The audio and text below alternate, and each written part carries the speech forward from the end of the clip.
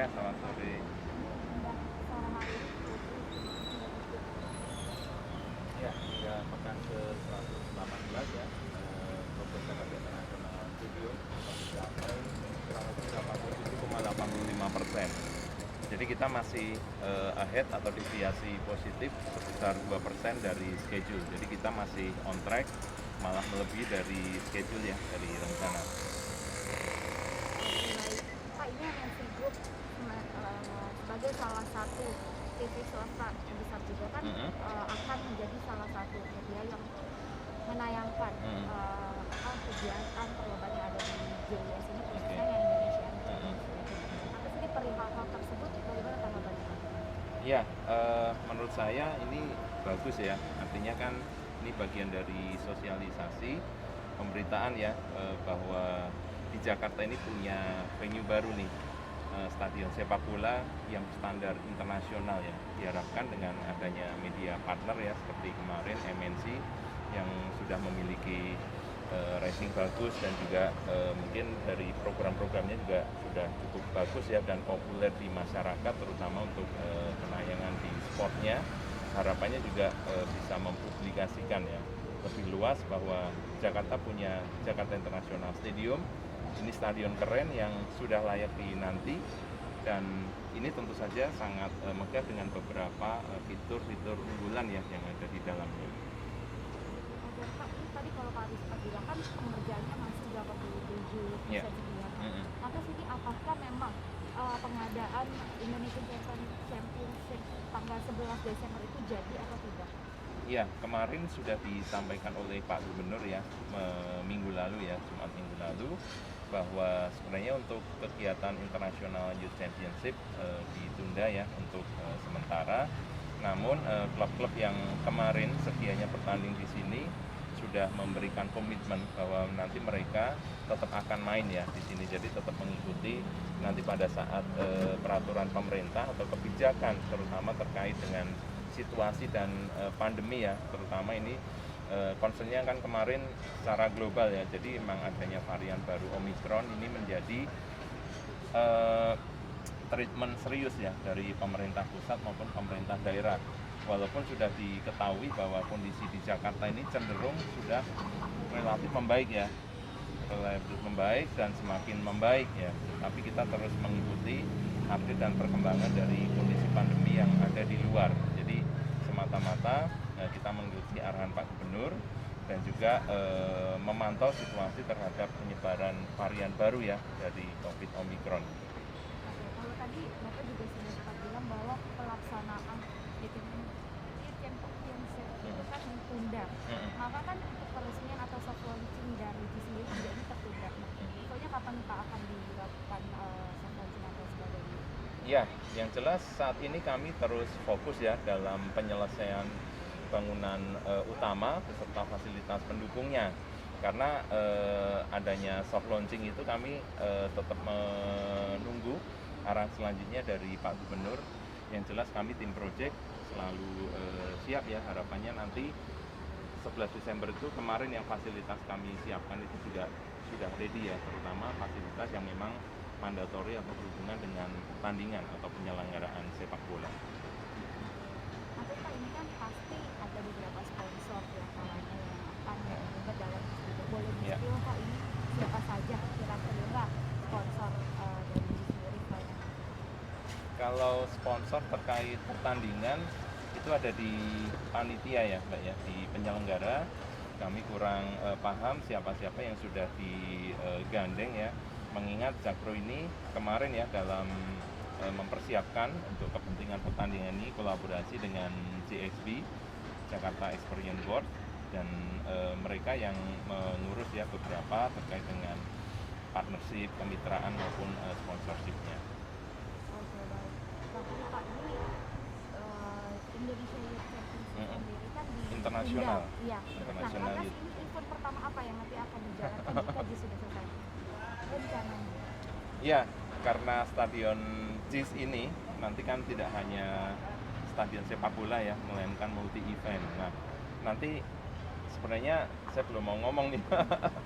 Intinya nanti tunggu kejutan atau informasi selanjutnya ya dari kami terkait nanti apakah akan menyelenggarakan pertandingan skala internasional dengan mengundang klub-klub top Eropa atau mungkin konser musik kelas dunia dan lain-lain.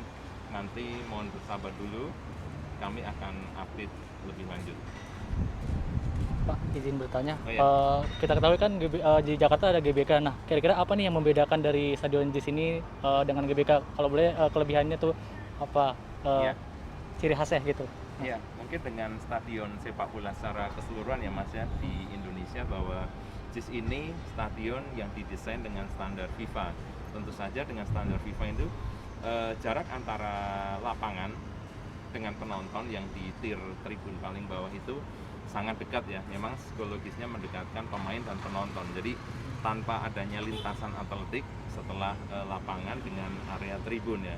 Yang kedua, kapasitasnya tentu ini paling besar ya di Indonesia. Bahkan ini masuk dalam stadion 10 besar termegah di dunia. Ini versi Daily Mail ya dari UK, dari Inggris ya, itu sudah merilis 10 besar stadion megah dunia ya. Ini JIS sudah masuk dalam kategori tersebut ya. Jadi kita layak bangga sejajar dengan stadion-stadion megah dan besar ya di Eropa sana ya, sejajar dengan Santiago Bernabeu punyanya Real Madrid, Camp Nou, dan juga stadion-stadion megah dan modern di Eropa. Yang kedua, mungkin dengan stadion lainnya di Indonesia, ini merupakan stadion pertama yang menggunakan rumput hybrid ya. Sebagaimana kita ketahui, untuk rumput hybrid ini akan menjamin dan dari segi durabilitas itu lebih awet dari rumput natural ya. Dia memiliki waktu bermain hampir 3 kali lipat ya. Kalau rumput natural itu sekitar 300 jam ya. Tahun kita bisa dimainkan sekitar 1000 jam itu dalam 1 tahun. Dan juga memiliki ketahanan dan stabilitas yang relatif cukup baik ya dibandingkan dengan rumput biasa. Kemudian kalau tadi nanya bedanya, jelas kita memiliki atap buka tutup atau retractable roof ya.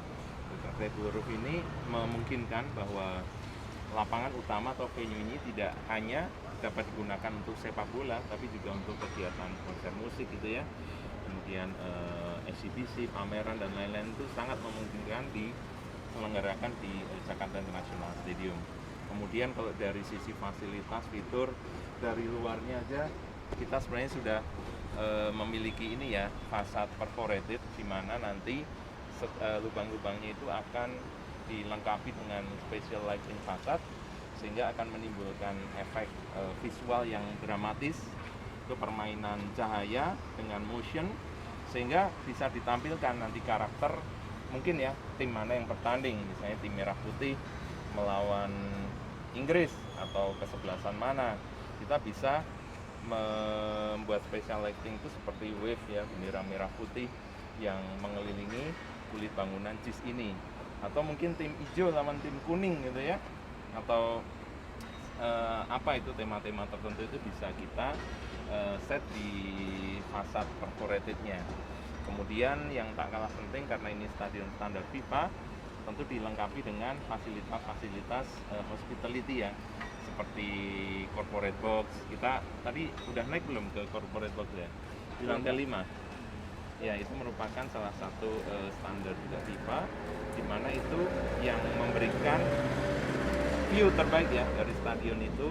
Salah satunya di lantai corporate box, itu ada di lantai 5 dan lantai 6, di mana penonton bisa melihat view baik itu dari sisi barat dan timur, itu dengan fasilitas yang fasilitas yang lebih ya, artinya karena di ruang corporate box ini ada bangku-bangku sofa gitu ya, jadi nanti bisa disewa oleh korporasi dan bisa dimanfaatkan sepanjang tahun ya, misalnya untuk kegiatan meeting gitu ya, atau sky dining gitu ya di JIS dengan view langsung ke stadion utama, dan di situ juga menyediakan tribun yang memang eksklusif per corporate box itu, jadi beda dengan tribun reguler. Dan yang tak kalah penting bahwa perbedaannya di stadion Jakarta International Stadium ini stadion green building pertama dengan grade platinum ya. karena kami sangat concern akan sustainability atau prinsip bangunan hijau ramah lingkungan. Karena kedepannya bahwa dengan adanya bangunan JIS ini kami sangat memperhatikan ya, baik itu tepat guna lahannya, konservasi dan efisiensi energi, kemudian konservasi pemanfaatan airnya, dan material yang kami gunakan ini juga merupakan material yang aman, ramah lingkungan, serta material recycle. Itu juga concern kami di prinsip bangunan hijau. Selain itu kami juga sangat memperhatikan kenyamanan indoor ya, baik itu terhadap orientasi matahari, kemudian pemakaian ruang-ruang yang dikondisikan, dan kami pada saat fase konstruksi dan nanti pasca konstruksi atau pengelolaan sangat memperhatikan building environment managementnya. Nah itulah ini sertifikasi tertinggi grade platinum di Stadion Senayan. Kemarin sudah mendapatkan recovery ya Mas ya, salah satunya Stadion Green Building dengan grade platinum pertama, itu yang sudah diperoleh oleh Jakarta International Stadium. Sama sebenarnya satu lagi, Stadion JIS ini dirancang ramah disabilitas ya. Jadi kenapa? Karena akses masuk ini baik dari sisi barat timur itu kan terhubung oleh rem ya. Rem itu kan simbol ramah difabel dengan sudut kemiringan yang tidak terlalu curam. Jadi kaum difabel bisa mengakses JIS ini dengan nyaman. Selain itu kami sediakan beberapa parkir ya, memang khusus difabel, lift difabel, sampai dengan tribun itu di tier 1 itu juga khusus difabel juga kami sediakan, serta toilet tentu saja untuk difabel. Itu ini kalau ngomong kelebihan JIS sampai 15 ada. Terakhir, tadi kan banyak beragam target kelarnya itu kapan kira-kira Pak? Secara menyeluruh. Ya, untuk